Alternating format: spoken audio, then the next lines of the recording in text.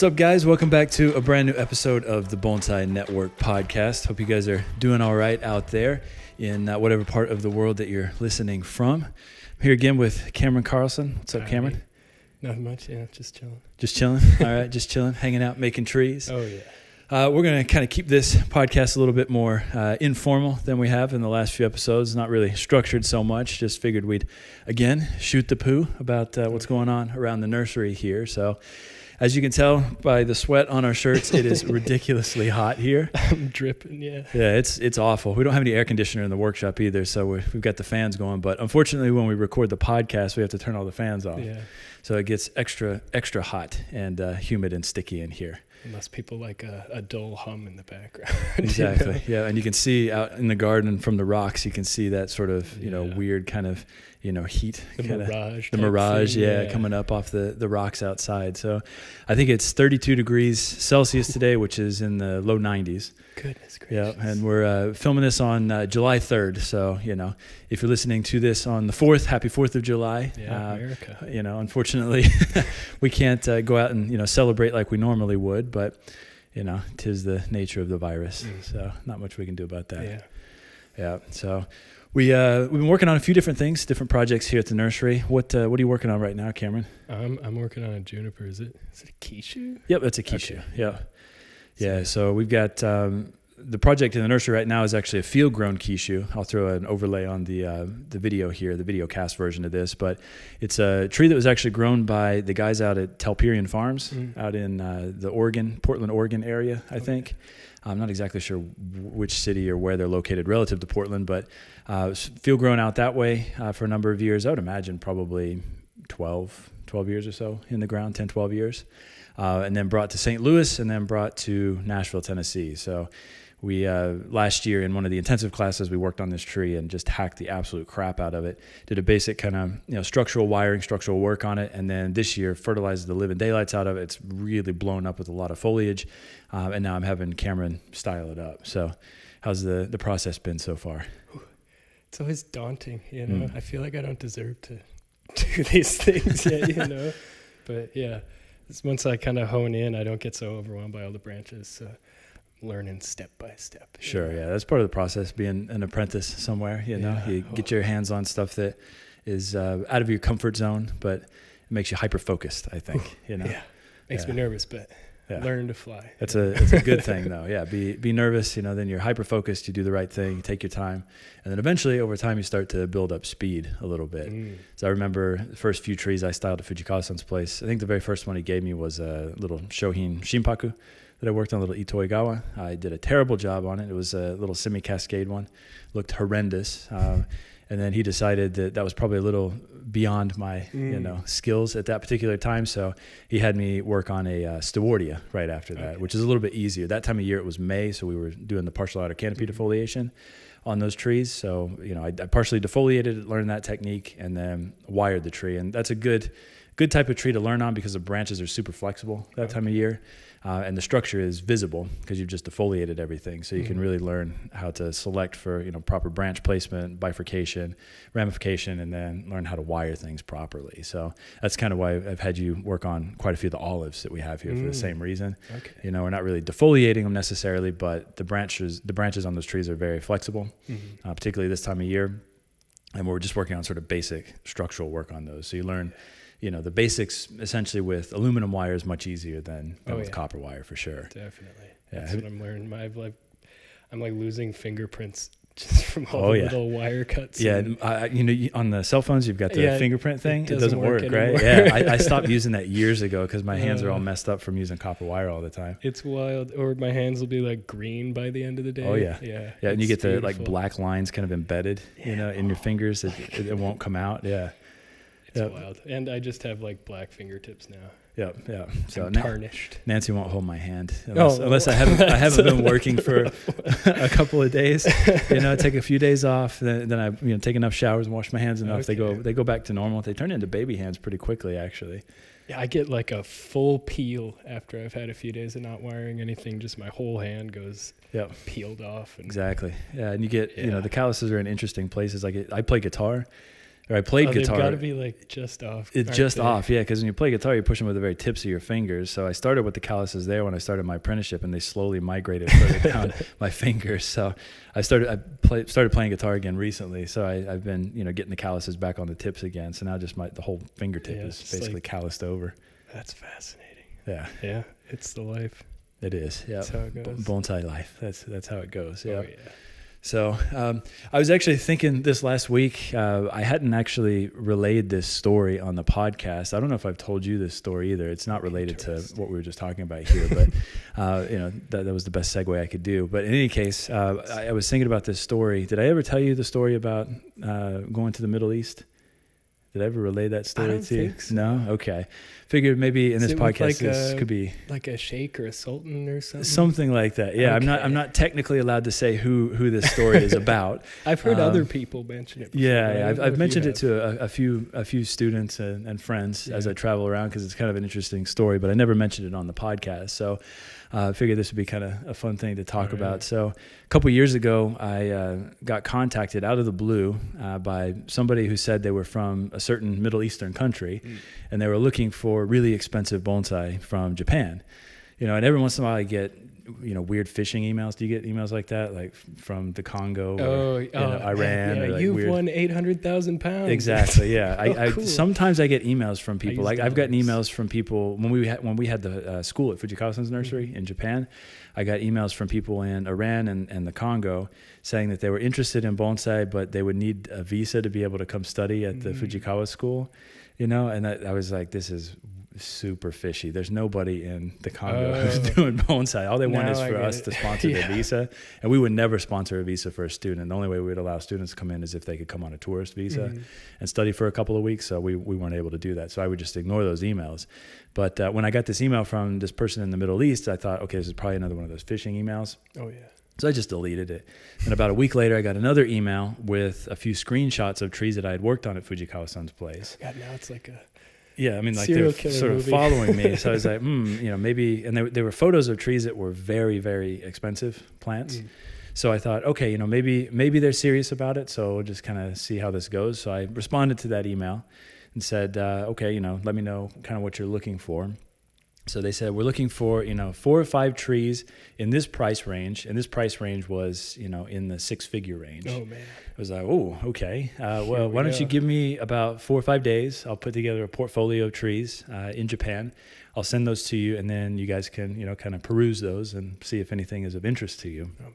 So at this time, this was almost exactly a year after I'd moved back from Japan to the States.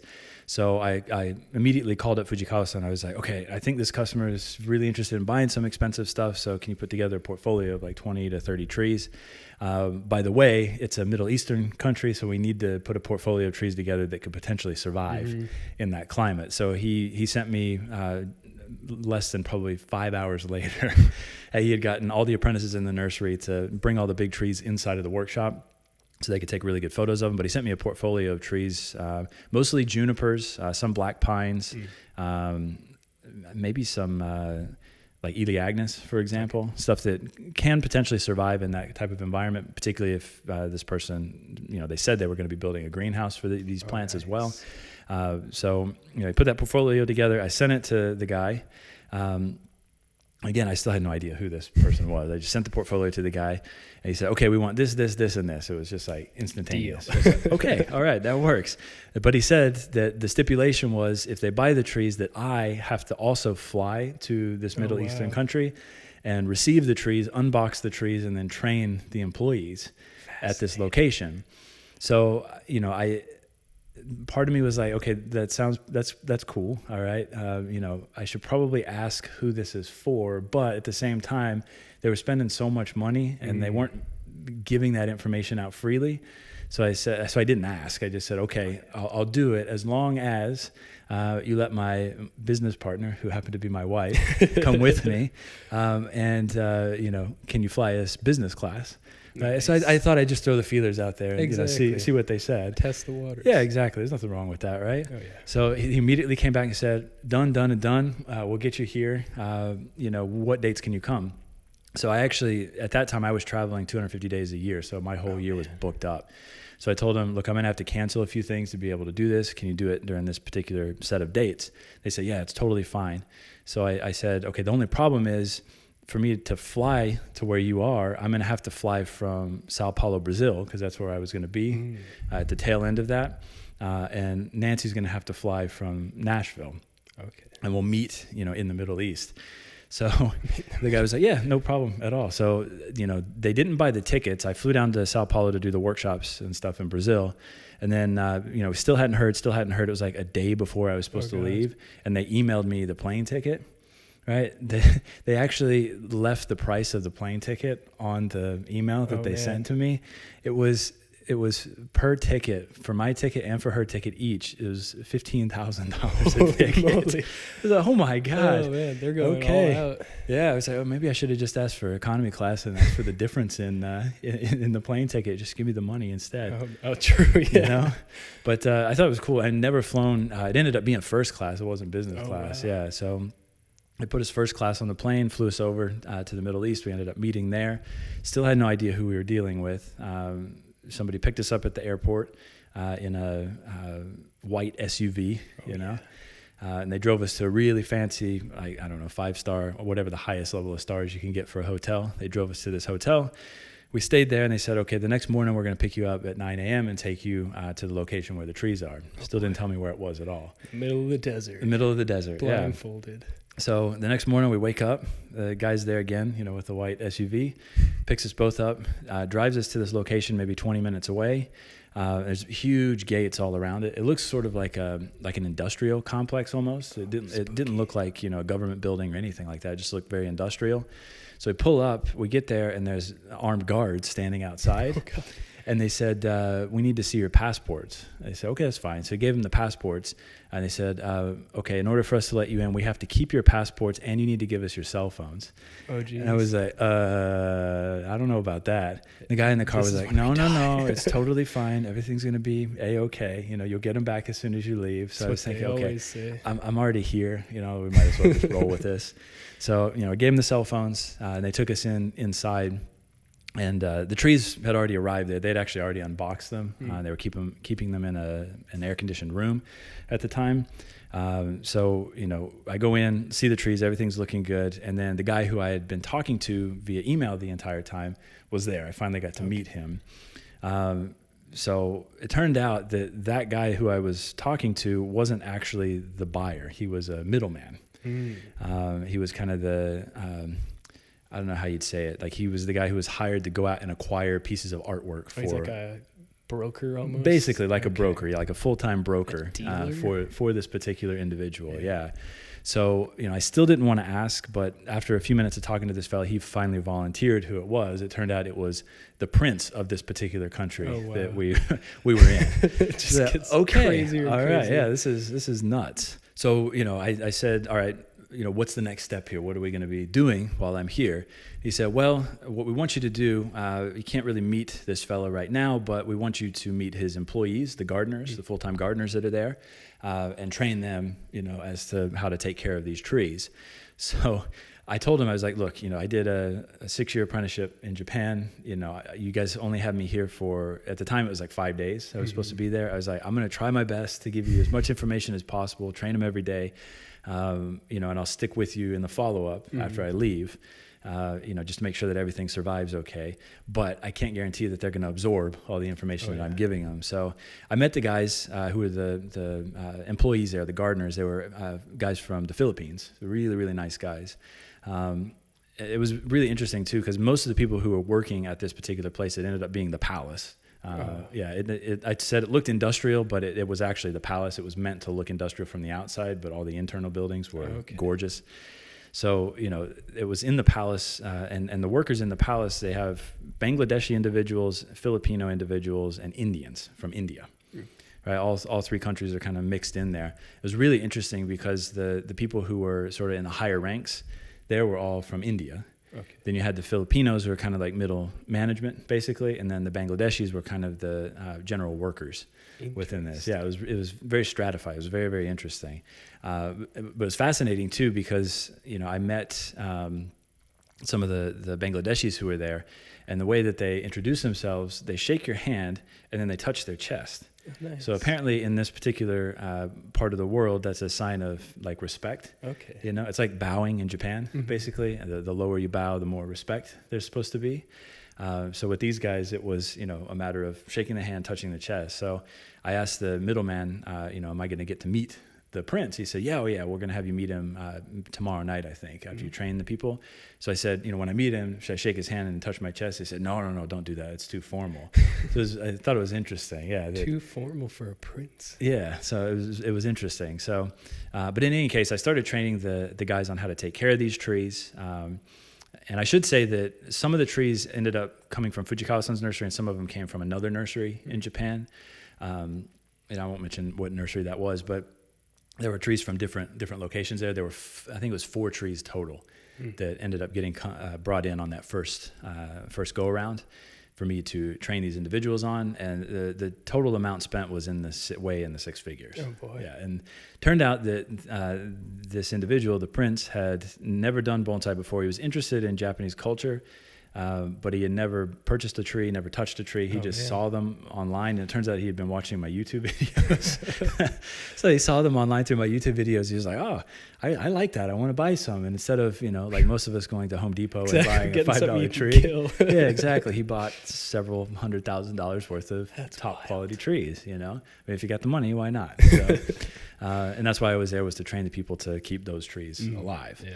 Right. So, you know, first day train people, second day train the people. And then that night they said, okay, we want you to, or the prince wants to meet you tonight. So this happened to be during Ramadan. So they were fasting during the day, and they would break fast at sundown, which I think it ended up being like 7:30, 8 o'clock, maybe a little bit later than that. And they'd break fast, and it was all only men eating together, and then the women would eat separately during this period. So I went to eat dinner with the prince, and you know, his whole family was there. The men in the family were there. So it was like 20 of them, all dressed in their, you know, traditional garb and whatnot. So I see the prince, you know, I walk up to him, introduce myself, and say, you know, I'm Bjorn, it's nice to meet you. And he was very pleasant, you know, really nice person. It was inside, you know, dark outside. He was wearing sunglasses, which apparently is like a typical thing over there. They don't want you to see their pupils, you know, it's like a poker kind of thing. You know? Gives you away. Exactly. Okay. And it wasn't so much for me, it was for the other person who happened to be coming to dinner that night. Ooh. So I go up to the prince, I shake his hand, I introduce myself. He introduces himself to me, and he says to me after that, I want to introduce you to our other dinner guest for tonight. You know Tony, right? So I said, Tony. And I was thinking, who do I know in the bonsai world named Tony? Maybe it's my buddy Tony Tickle from England or something. So I turned to look at the guy who's there, and it turns out it's Tony Blair. Oh, wow. Yeah, the former Prime Minister of Great Britain. Doing his oil business? I guess. Yeah, I don't know why he was there exactly. I think he's got some sort of initiative in the Middle East. You know Tony. Yeah, you know Tony. So I turned to shake his hand. I was like, yeah, I know Tony. Nice to meet you. So I shook his hand. And, you know, I was totally flabbergasted. I didn't know what to say. So Tony was like, oh, so what are you here for? And I didn't know, I should have been like, oh, the prince, you know, he purchased some of my artwork and I'm here to install that work for him or something. And I was like, the trees. The trees. The prince bought some trees, some bonsai, and I'm here to train his people. Tony goes, good for you. That was his only response. I was like, okay, all right. So, you know, we walk over, sit down at the dinner table, and, you know, the prince asked for me to sit right next to him at the dinner table. So I sat there. Tony was on the other side of him.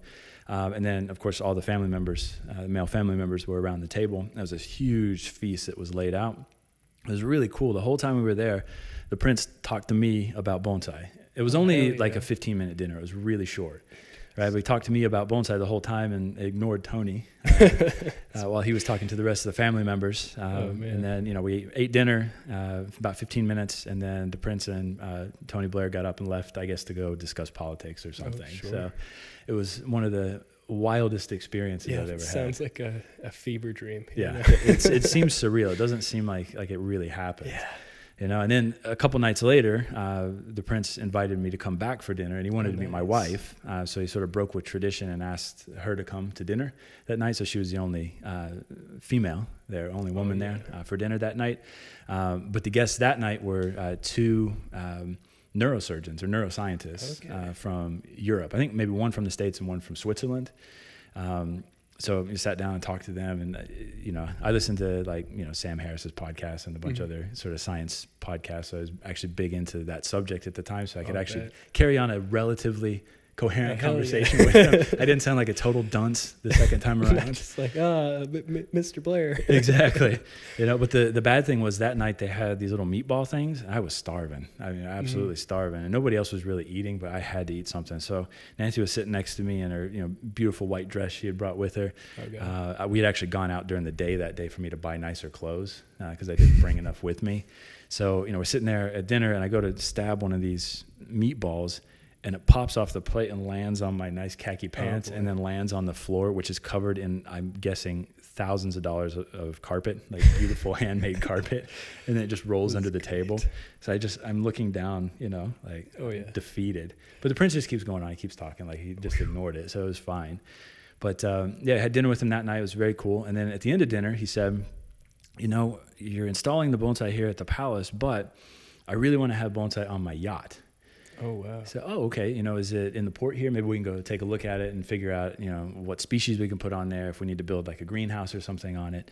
He said, well, the problem is the yacht is in Egypt right now. Oh, boy. And I said, well, okay, maybe next time when I come, we can go take a look. He goes, no. I'm going to fly you to Egypt tomorrow on my private jet. So I want you to see it on this trip. I said, okay.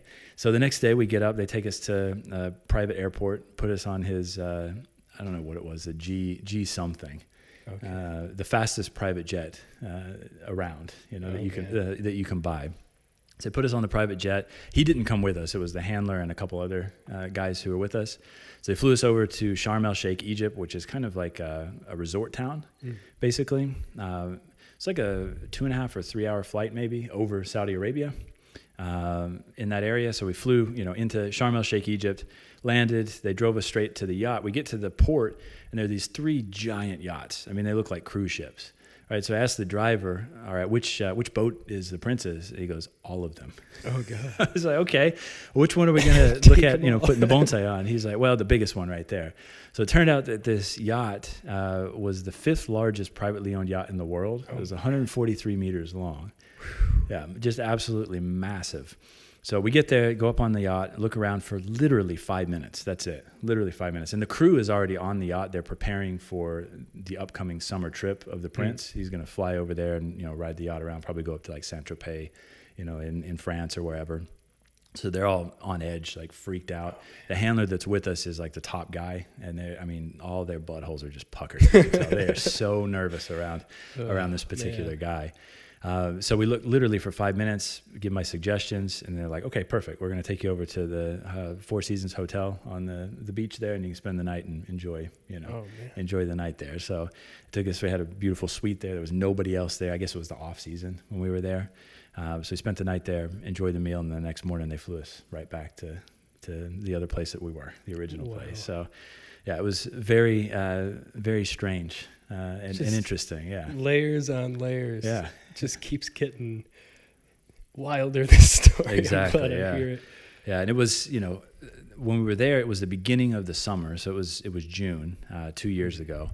The temperatures were reaching 50 degrees Celsius during the day, which that's way over 100 degrees, probably 110, 115 degrees, somewhere in there. And that was at the beginning of the summer, so it was going to get worse. Yeah. And then the humidity in the evening, like around 6 or 7 o'clock, as the sun went down, it shot up to 100%. It was miserable. You couldn't walk outside. Like, this feels bad. It was horrible compared to this. Oh, man. So I was really, really worried about the plants and how we were going to keep them alive. So while I was there, they ended up bringing in some architects to consult with me about how to build a proper greenhouse to keep these trees alive. So I told them, I was like, look, I didn't realize that the temperatures are going to get up to 125 degrees here in the summer. We need to figure out how to do this as quickly as possible. So they're like, don't worry about it. We'll have this greenhouse built in like 2 weeks. I was like, oh, good God. Okay. So it ended up becoming this just massive project. And unfortunately, not all of the trees, but a couple of the trees declined very quickly. Particularly the ones that were not sourced from Fujikawa-san, that were from the other nursery. They were species that should not have been sent to Japan in the first place, or from Japan to the Middle East in the first place. So those trees, one of them in particular, it was within like a month and a half, it was gone. And that was the most expensive out of all of those trees, unfortunately. Yeah. So, that sort of left a little bit of a bad taste, but the training I gave them was as good as I could give them. And they've since sort of figured out how to maintain the remaining trees that are still there. And keep those alive, although they've declined a little bit health-wise over the last couple of years. I still keep in touch with all of them and give them feedback on what to do with the plants. But it was interesting to see. It was almost like putting the cart before the horse a little bit in terms of buying good trees and then figuring out what to do on the back end, rather than consulting, figuring everything out, getting all your ducks in a row, and then bringing the trees in. Being ready. But I mean, that's. If you've got that level of funds, I guess it's just not something you worry about too much. Throw some money at the problem. Yeah, exactly. So, but in any case, it was an interesting experience. The prince was very nice. All the people there were awesome. The food was really good. I think there's one for the memory books for sure. That is something else. One for the life journal. Exactly. Okay, so this brings us to the first ad of this episode of the Bonsai Network podcast, and this ad comes from our good friends at International Bonsai. So International Bonsai Magazine is the first and only professional bonsai magazine published in the United States. Published by the International Bonsai Arboretum for 42 years, it is edited by bonsai artist, educator, and scholar William Valvanis, bringing nearly 60 years of active bonsai study to each authoritative issue. Each issue of International Bonsai contains clear, well-written, and beautifully photographed articles on many topics. Articles by Masahiko Kimura and a beginner's small bonsai course are included, as well as information on caring and refining your bonsai collection. Step-by-step illustrated lessons on how to create your bonsai are clearly presented. Have you ever seen some of these sort of step-by-step illustrated lessons they do in there? They're really cool. Usually it's at the beginning of the magazine, and it's I don't know if those are done by Bill or by artists in the States, or they're taken from magazines in Japan, but in any case, it's actually just drawings. Yeah. But sometimes it's a lot clearer to see it that way than it is to actually see a photograph of the physical tree itself, because there's so much other crap, around, like leaves or foliage or whatever around what you're trying to photograph. So it's hard to actually see in a photograph sometimes what they're talking about, but the drawings are really cool. The illustrated lessons are cool. Articles from professional bonsai artists in Japan are expertly translated and extensively edited for Western applications. Excellent photos of bonsai exhibitions from around the world are included in each issue, so subscribers can study and see what others are showing. Each issue is a mini lesson on a specific topic. The timeless educational articles make the 161 back copies in high demand for personal bonsai reference libraries. Again, libraries, not libraries. Man, libraries. Talking too fast here. Many bonsai societies and botanical libraries subscribe for their members. Published 4 times a year, International Bonsai reaches bonsai hobbyists and professionals nationally and around the world. Check them out at internationalbonsai.com. All right. Nailed it. Did it. All right, we made it through. Okay, so this is going to bring us to everybody's favorite part of the podcast, Cameron's Token Tree Talk.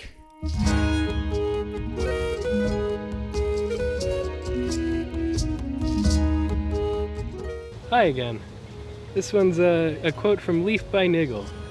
Before him stood the tree, his tree, finished. If you could say that of a tree that was alive, its leaves opening, its branches growing and bending in the wind that Niggle had so often felt or guessed and so often failed to catch. All right, this brings us to everybody's second favorite part of the podcast after Cameron's Token Tree Talk, and that is the Talk Shit Get Hit segment.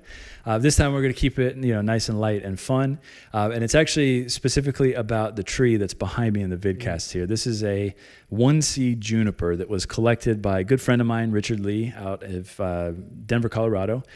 He lives in Denver, but the tree was collected in New Mexico on land that he owns himself. So he collected this tree, I would say probably, I think it's 4 or 5 years ago.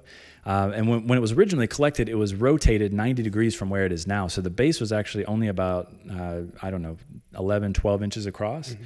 So it had this really weird inverse taper. So we rotated it 90 degrees and laid it on its side. So the gin that's running out to the right side there, that's really stretching out, that originally was sticking straight up in the air, but we laid it down.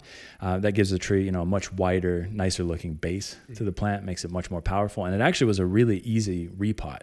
on that tree. Surprisingly enough, I thought it was going to be really difficult, but the live vein actually curls down and under on the right angle at the base of the tree. So all of the roots, I thought we were going to have to expose a boatload of roots. All of the roots were already wrapped up underneath the tree. So it was perfect. It just flipped instantly, no problem at all. Beautiful. But after I posted a video of this tree this last week and some photos online, I got a few comments from people saying that this tree has to be a tanuki. Oh, man. Right? A phoenix graft. Shots fired. Shots fired. That's right. Yeah. As I mentioned, I don't know if it was last episode or 2 episodes ago, the number one insult you can give to a bonsai professional, particularly in Japan, is to go up and ask if this juniper here is a tanuki. Yep. Right. So I don't know if people were just messing with me or if they really think it's a tanuki, but this is not. I mean, this is natural. You'll see this with junipers, no matter what the species is, from all over the world. Some junipers will produce, wider sort of fan-like deadwood, which is what you see on the one seed here. You'll see this on California junipers for sure. You'll see it on Utah junipers as well. Any juniper that becomes very, very large very, very quickly will quite often produce that sort of fan-like deadwood. And then as it's producing that deadwood, I mean, that's a live trunk to begin with, but it's producing that deadwood by slowly dying off over time, and you're left with a live vein, maybe on one side or the other side of the tree, which is exactly what happened with this particular plant. So, I could see if you didn't see the beginning or the before and after photo, how you might think it's a tanuki. But if you see the before photo and you see the after photo of the tree, I mean, the before photo is like a year and a half, 2 years after it was collected. And then, the after photo is now. I mean, I just did it a couple of days ago. You can see that live vein as it's rotated. You see the potting of the tree, flipped from that sort of upright angle to the 90-degree flipped on its side angle. You can see the live vein running up along the side. It's a grayish color, so you kind of have to look hard for it. But to really get that contrast with this here, what we did is, scrubbed it down with a wire brush, and that turns that live vein bright red. And then the deadwood we painted with lime sulfur after we cleaned it, so you get that really nice contrast between the two. Oh, yeah. Right. So, that's why it has that look. There were a couple of trees that I worked on in Japan, actually, that some people thought were tanuki. One was it was a big Itoigawa, but it was grafted onto, I believe, a Tohoku Shinpaku trunk. Massive tree with the deadwood that comes out of the top. I'll see if I can find a photo and overlay it on here as well. That tree people thought was a tanuki as well, but it looks very similar to this. It's just one fat live vein that's swollen so much it almost looks like it's separating from the tree. And then you got this big wide fan of deadwood. So it's very typical, very common. But, I just had to dispel those rumors, all right? Exactly. That's it's like right. the opposite of a tanuki. You separated part of the live vein. You didn't even put it back on. That's exactly right, actually, yeah. So what Cameron's talking about is the lowest branch on the tree, that's the directional branch on the right side there. That branch originally was the highest branch on the tree. It was attached as a separate live vein that ran all the way up to the top and stuck out beyond the apex of the plant. So we separated that from the deadwood and bent that down to become the directional branch on the tree. In that sense, we did the opposite of a tanuki. Let's take that. That's right. Yeah. So, I figured we keep this segment a little bit lighthearted, but, you guys got to know, and actually one of the comments about the tree being a tanuki, the person wrote it in Japanese. Oh, boy. Thinking maybe I wouldn't recognize it, but I speak Japanese. I read Japanese. Exactly. So I have a degree in Japanese. So I saw it. I was like, okay, yeah, that says tanuki. No, it is not a tanuki. So I actually responded in English to the comment and said, no, it's not a tanuki. So everybody knows, what was said, what was going down there, the claims that were being made. Be transparent. That's right. We got to dispel those rumors. All right, so this brings us to ad number 2, the final ad for this podcast. This comes to you from Superfly Bonsai. Bonsai enthusiasts know that using the proper tools, soil, and fertilizer are essential for maintaining healthy bonsai. Superfly Bonsai is your bonsai superstore with everything you need from brands like Kiku, Potted Tree Gadgetry, Mucko, and Samurai Tools.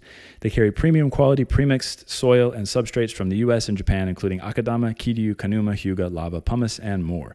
Superfly Bonsai also has a wide assortment of pots made from mica, plastic, and ceramics from around the globe. Become a Superfly Bonsai VIP member and earn points with every purchase to redeem for discounts and free products. Browse their enormous Harrisburg, Pennsylvania showroom and nursery in person, or shop online at superflybonsai.com and take advantage of the free shipping on all retail orders over $99. Enter Bjorn10 off at checkout to receive 10% off your entire order. That's BJORN 10 OFF at checkout, and you'll get 10% off your entire order. All right. Nice. Made us do another one. Oh, yeah.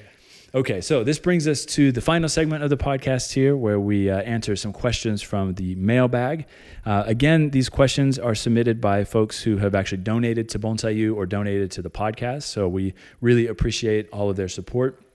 If you do want to donate to help us out here, you can click on the link in the description down below. It's just bjornbjornhome.com/donate. You can donate $1, $5, $1 million, whatever you want. $1 million. Go for it. I dare you. Yeah. I double dog dare you. All right. So the first question here comes from Brian Bateman. How's it going, Brian? Thanks for submitting the question. He said, we did a major bend on a large branch on a Rocky Mountain juniper last fall. There was a loud cracking sound, at which point the bending was stopped. They had actually prepared the branch with a wire cage, raffia, and electrical tape around the outside to help prevent the cracking, or at the very least, if it did crack, to hold in moisture. That's kind of the point of putting the black tape around the outside, is to hold in the moisture of the raffia in the event that it does break, and hopefully keep that branch alive. But he said after they bent the branch and it snapped, they stopped, and then they left the branch alone. He said the tree was kept in a humid, semi-warm environment, so never below 40 degrees Fahrenheit, which is probably about 5 degrees Celsius, I would say, over the winter. In April of this year, they placed the tree on the bench outside, and the branch appeared to be healthy. Beginning in early May, though, we noticed some browning and localized dying of the foliage, maybe about 20% on the bent branch. We treated with a foliar fertilization of 1 drop per cup of Super Thrive. Do you have any other recommendations? Are we in big trouble here with the branch? It depends on which part of the branch was dying back. So if it's the tip growth that's dying off, that's a little bit of a bad sign. If it's the internal growth on the branch that's starting to drop, we answered a similar question to this from a buddy of mine, Stevie Waukee, last podcast or 2 podcasts ago. If it's the internal growth on a juniper, that's just natural shedding to help offset transpiration. But if the tip growth is dying back, you might be in a little bit of trouble at that point. I would recommend that you keep the tree in semi-shade. So, morning sun, afternoon shade is going to be best. We've actually got shade cloth up here now that's about a 30% cut. So if you can put it under 30% cut shade cloth all the time, at least during the hottest part of this summer, I would go ahead and do that just for safety's sake. Foliar feeding every probably 2 weeks is actually a good idea as well. So you can use Super Thrive, that's great, but I would also use something with more micronutrients in it, like a liquid kelp, liquid seaweed. You could use fish emulsion if you wanted to, but that gets stinky. And I actually think the liquid kelp works just as good, if not better, than the liquid fish. But you could foliar feed, usually 2 tablespoons per gallon is enough with that type of foliar feeding once every 2 weeks. And again, just keep it in shade. I wouldn't prune any of the tips back. Just let it run for the summer to strengthen the branch, so you get that hormone exchange within the branch. And if everything goes to plan, it should be all right by the time you get to the fall season. Now, one thing you could also do too is thin out the remainder of the tree. So remove foliage that you don't need from the remainder of the tree and leave a majority of the foliage on that lower branch that you bent and that cracked. That way there's more of a photosynthetic surface there. It produces a bit more food for that particular branch via photosynthesis, and potentially could strengthen that branch as well. So in other words, don't prune that branch, put it in shade, foliar feed it a little more regularly than what you're doing, and maybe even consider misting the tree at least a couple times a day. Definitely wouldn't hurt. So morning and, not late evening, but as the sun starts to taper off a little bit later in the day, as long as there's enough time for that branch to dry out a little bit after you mist towards the end of the day, you're totally fine. So hopefully that, gives you a good idea there of where to go. Did I miss anything? I don't know. I like the potential catchphrase in there. Don't prune that branch. Don't prune that branch. That's Give right. me another t-shirt idea. That is a good t-shirt idea. We've got to bring these to fruition. Yeah. Oh, man. Yeah. I'll figure it out. You got to start drawing them, man. Start drawing them out. Well, I'll start picking out trees we could use for like silhouettes to go with our tree quotes. Yeah, we start displaying them there, taking photos. And Nancy's cousin owns a fashion design company near Shanghai, so maybe we can pass them along to her and she can design them out. Perfect. That'd be perfect. All right. This next question, final question for this episode, comes from Charles Peterfy. He says, is it too late in South Florida to scion graft Femina juniper onto Femina juniper? Interesting. Pruning cuts aren't bleeding much sap. Would it be better to wait until fall? Also, would you still recommend wrapping the graft foliage with parafilm rather than plastic bag with a bit of moist sphagnum, given the heat down here, somewhere between 85 to 95 degrees Fahrenheit? Okay, so this question was actually submitted back in May of this year, so we're a little bit behind on answering these questions, but this time of year for sure it's too late in July. May as well would also be too late to do scion grafts. If you're going to do scion grafts on a juniper, you're going to want to do them right as the tree is coming out of dormancy, or even while the tree is still in dormancy, right at the end of the winter season. If you do them this time of year, as soon as you make that cut and take the scion off of whatever donor tree you're taking it off of, it's going to start desiccating almost instantly. So if it's dormant or if it's just starting to wake up, it's a perfect time to do it. You get the cambium layers to line up we do it here late February. Actually, all through February, we can do it here. Typically, the last 2 weeks of February, first week of March is when we're going to do most of our scion grafting. You do it right then. You get the cambium layers to line up. They start adhering instantly, and then whatever growth is emerging from the tip of that juniper growth is going to survive because the cambium layers have actually adhered to one another. So doing it that late in the growing season in May, no matter where you are, is really not a good idea. That being said, if you want to do approach grafts, May is a perfect time to do it. June is a good time to do it. July, depending on where you are, could be a little bit late in the season, but being in Florida, you have such a long growing season, you could still do approach grafts this time of year and probably be successful with them, with the junipers. We've been doing a lot of tea grafts here, and we'll probably do an episode on this at some point with approach grafts. So rather than carving a groove down the length of the branch and then jamming the whip in that, we've actually just been taking a razor blade, an X-Acto knife, and if we've got a branch like this, we've actually just been putting a wedge with that razor blade on a T across that branch and then jamming the approach graft in that, and that seems to be working really, really well. We haven't separated any of the root systems on those yet, but I did accidentally when I was going through the other day and weakening the root systems on those trees by taking the razor blade and kind of scraping some of the bark away. I accidentally sliced through completely on a couple of them, and they're still alive. So they may very well have already adhered in like a month and a half long period. I mean, it seems to be quick. So the T-grafts seem to work pretty well. But like I said, we'll do a video on that, at some point in the not too distant future. So I'm about to die from a heat stroke right now. So I think we're going to call that good for this episode and turn the fans back on in the workshop here. So thank you guys so much for checking out this episode of the Bonsai Network podcast. If you like what we do here, make sure to like and subscribe. Again, if you want to donate, click on that link in the description down below. And until next time, take care.